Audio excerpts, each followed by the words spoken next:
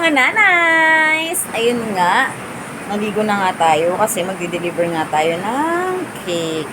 11 yung oras nun. So, naligo na ako, nag-asikaso na ako. Kaso nga lang, ayan, kaya maaga-aga ako nag-asikaso dahil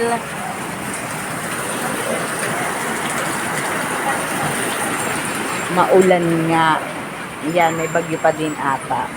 Hindi ako nakapanood ng balita dahil nga kahapon, lumakas pa lalo ulit. So, yun nga. Hindi ko alam mo kung may bagyo pa ata. Kaya, ayan, agahan ko dun. Malapit lang naman yun dito sa amin. Pero, kailangan nating agahan kasi syempre titignan natin yung venue din dahil baka mamaya sa labasan sila ng kanilang street lang din. Tapos, para maiwasan din nating masira o mabasa yung ating cake. So, yun lang guys. Bye-bye! So, yun nga, nagbaha pa nga. Kaya, ayan, tinawagan ko na dyan si tatay para sunduin niya ako dahil hindi ako makalabas agad. Yun, nandito na nga tayo sa tindahan. Ayusin ko na nga yung cake dahil nandito nga yung ref natin at nandito din yung cake.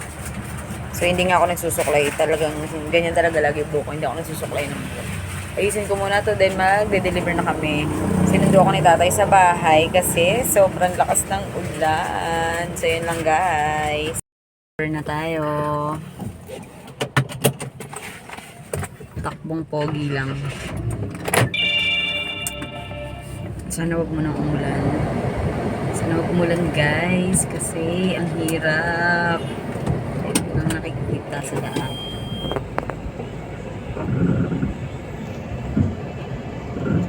Update ko kayo guys. Bye-bye. Ay, iabot mo Icha. Ganda ka. Ano ba ito tawag dito? Wait, nasusuklayan ko sila. Alala ko. Busy. Anong birthday? Kanino ba yan? Abinyan. Opo. Thank you, be. Thank Thank you you. so much. Thank you. Ayun nga, naiabot na nga natin yung order nga na cake. Tapos dumiretso na tayo ng palengke kasi mamimili naman tayo ng ating mga pang-ulam-ulam tsaka mapang-baon-baon din ng ating mga chikiting. So, ayun nga, natapos na ako mamili. Ayan na yung mga pinamili ko. Tapos, inaantay ko na lang nga si tatay makaikot niyan dyan para makasakay na nga din ako. At salamat na hindi na umuulan that time.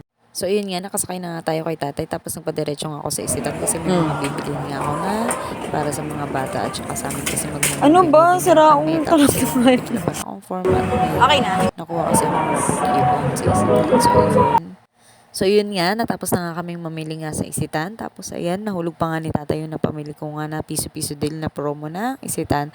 Tapos, sabi ko, bili na nga lang din kami ng ulam dahil hindi nga kami nakapagluto ng pananghalian. So, yun, kami pumunta sa 13th Avenue na lagi namin binibilihan ng lugaw. Dun sa may Bossing Bagnet dahil nga, puro bagnet-bagnet nga yung kanilang recipe dyan. Tapos, yun nga. Pag uwi nga namin ng bahay ay kumain na nga kami. Tapos yun, magre-ready na ako para maglinis ng aming bahay. So yun lang guys. Bye-bye!